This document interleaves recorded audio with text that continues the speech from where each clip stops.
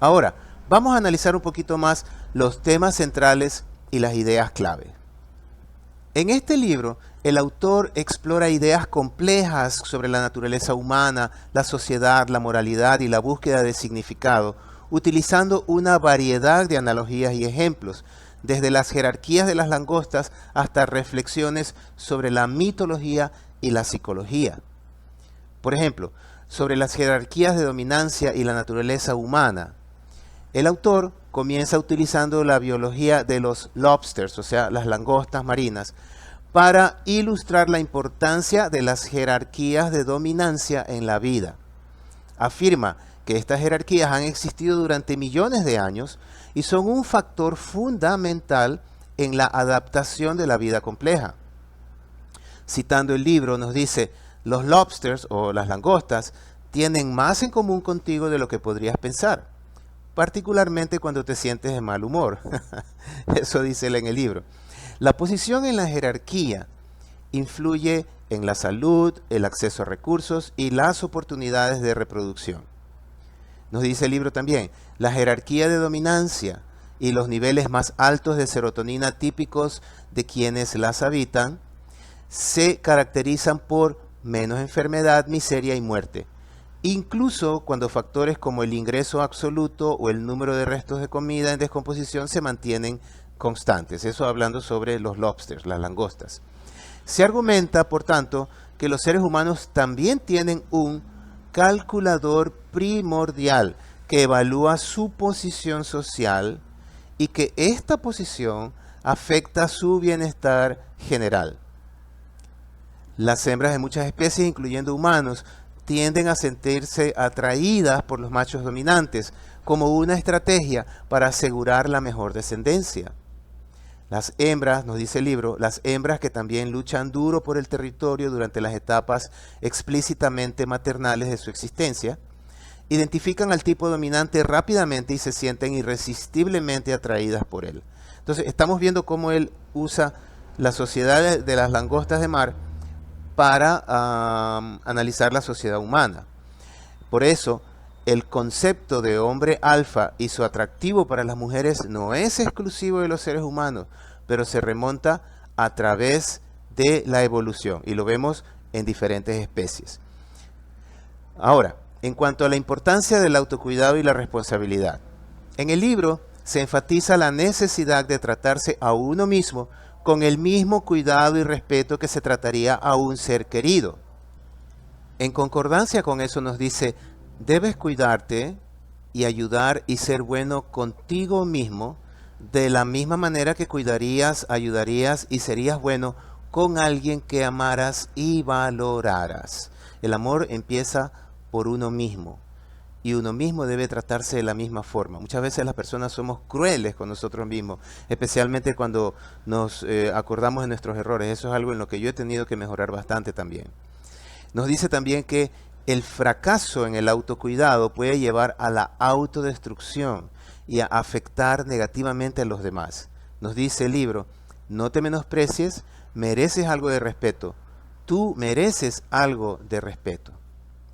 El autor cuestiona así la falta de autorresponsabilidad con el ejemplo de la gente que no toma sus medicinas. Se sugiere que las personas tienen una chispa divina y un rol importante que desempeñar en el mundo, lo que les obliga moralmente a cuidarse. Entonces, no es solo cuestión de conveniencia personal, sino que es una obligación moral el autocuidado. Y en ese sentido, pues, es algo fresco, nuevo. Es importante y es una obligación moral por la chispa divina que llevamos dentro. Luego nos menciona sobre el caos. Otra idea principal es la del caos y el orden y la necesidad de un propósito. El libro nos menciona que el mundo se presenta como un lugar lleno de caos y los individuos pueden encontrar formas de crear orden en sus propias vidas. Nos dice, citando, nos dice: puedes ayudar a dirigir el mundo en su trayectoria vertiginosa, un poco más hacia el cielo y un poco más lejos del infierno. Por tanto, se plantea la necesidad de tener una visión y un propósito para darle sentido a la vida y superar los obstáculos. Citamos nuevamente como el gran filósofo alemán del siglo XIX, Friedrich Nietzsche, tan brillante señaló: aquel cuya vida tiene un porqué puede soportar casi cualquier cómo. Se advierte además sobre los peligros de la autocompasión y el victimismo, especialmente a la hora de intentar ayudar a los demás. Y cita aquí: el intento de rescatar a alguien a menudo está alimentado por la vanidad y el narcisismo. Ojo con eso. Autocompasión y victimismo son peligrosos, sobre todo cuando queremos ayudar a los demás. Otra idea que el libro explora tiene que ver con las relaciones y la amistad. Aquí se recomienda elegir a los amigos cuidadosamente, rodeándose de personas que apoyen el crecimiento personal. Citando el libro nos dice: no estás moralmente obligado a apoyar a alguien que está haciendo del mundo un lugar peor. Tienes que buscar lo mejor. Se argumenta que la amistad debe ser un acuerdo recíproco donde ambas partes se beneficien mutuamente. Se incita a la honestidad y a confrontar las verdades incómodas, incluso en las relaciones personales. Nos dice el libro: atrévete, en cambio, a ser peligroso. Atrévete a ser veraz. Atrévete a articularte y expresar, o al menos a tomar conciencia de lo que realmente justificaría tu vida. Otro tema que trata el libro tiene que ver con la importancia del objetivo y la percepción. Se resalta cómo el objetivo influye en la percepción. Lo que apuntas determina lo que ves, nos dice el libro. Nuestra visión está influenciada por nuestros valores y deseos, lo cual, ojo, puede cegarnos a otras posibilidades. El mundo, tal como se percibe, es maya, es decir, apariencia o ilusión. Él usa la palabra maya, que es una palabra que es justo, griega creo que es, significa apariencia o ilusión. Ese es el mundo que nosotros percibimos, no percibimos el mundo real, porque está influenciado por lo que nosotros creemos, por lo que tenemos antes en nuestra mente. Y por tanto, se propone que las personas deben organizar sus deseos y priorizarlos para convertirlos en valores y principios morales. Otro tema que toca es sobre la necesidad de atención y acción. Se anima a prestar atención al entorno, a identificar problemas que se puedan solucionar y a actuar de forma proactiva. Nos dice el libro: presta atención, concéntrate en tu entorno físico y psicológico. Por lo cual se propone empezar con pequeñas acciones cotidianas y metas alcanzables, que al acumularse pueden generar un gran cambio. El libro también toca el tema de la dualidad humana y la lucha contra la oscuridad. Aquí se hace referencia a la figura de Lucifer como un símbolo de la razón que se corrompe al enamorarse de sus propios productos. Cito el libro, dice: Lucifer es, por lo tanto, el espíritu del totalitarismo. Y por esto se plantea la necesidad de estar vigilantes ante los errores y la capacidad de redención a pesar de ellos. Otra cita del libro nos dice sobre este tema: Milton creía que la obstinada negativa a cambiar ante el error no solo significaba la expulsión del cielo y la posterior degeneración en un infierno cada vez más profundo, sino también el rechazo de la redención misma. Y por eso se incita a la reflexión y el autoanálisis para no caer en la autojustificación y la mentira. Se analiza además la complejidad de la experiencia humana.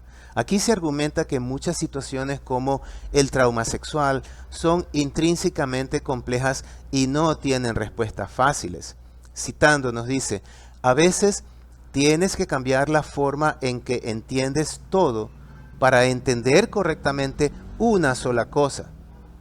Se plantea que no siempre es mejor dar respuestas simplistas o robar los problemas de los demás, sino que se debe alentar a que la gente las resuelva por sí misma. También se analiza el poder de la palabra y la acción. Aquí se resalta la importancia de usar el lenguaje de forma cuidadosa y precisa para organizar los pensamientos y la realidad. El pasado puede ser redimido, nos dice, esto cita el libro, el pasado puede ser redimido cuando se reduce a su esencia mediante un lenguaje preciso. Por eso, la motivación detrás de nuestras acciones debe ser evaluada a través de sus consecuencias.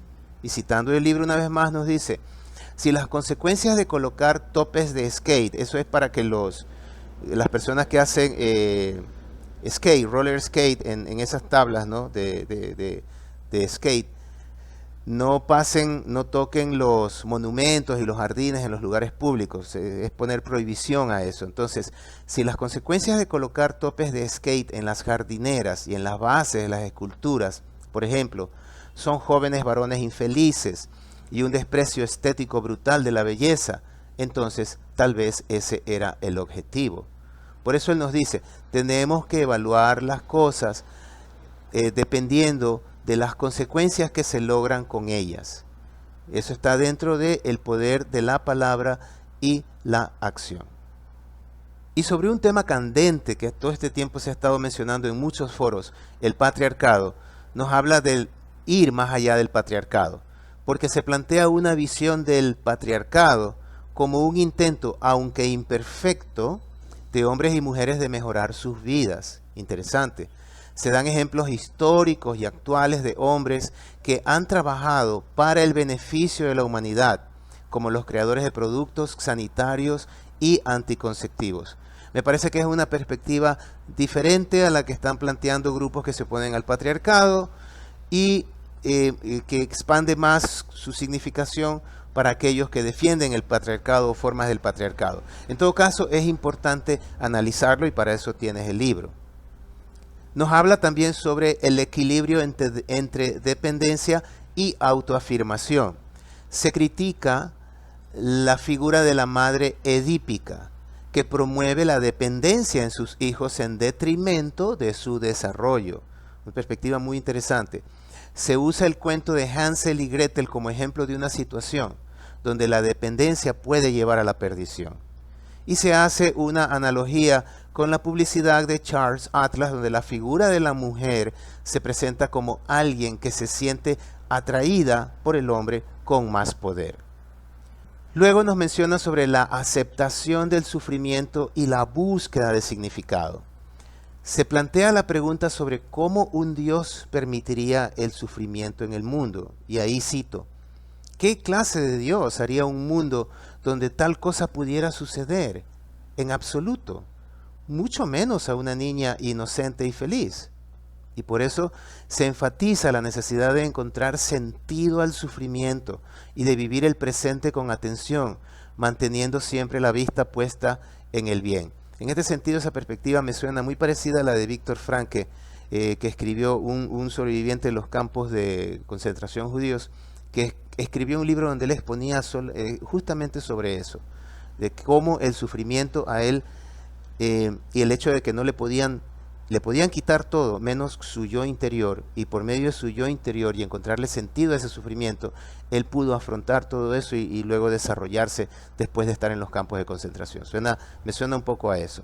Nos dice, entonces, orientarse correctamente, y entonces, y solo entonces, concéntrate en el día. Eso es lo que nos enfatiza ahí.